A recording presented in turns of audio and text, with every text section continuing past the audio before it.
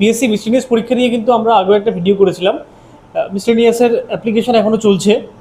আমরা সেই ভিডিওতে প্রিলিমিনারি নিয়ে কিছু আলোচনা করেছিলাম। আজকে মেন্স পরীক্ষাটা কেমনভাবে হয় সেটা নিয়ে একটা ভিডিও। মেন্স পরীক্ষাটা 3টে পেপারে হয়, পেপার 1, পেপার 2 এবং পেপার 3।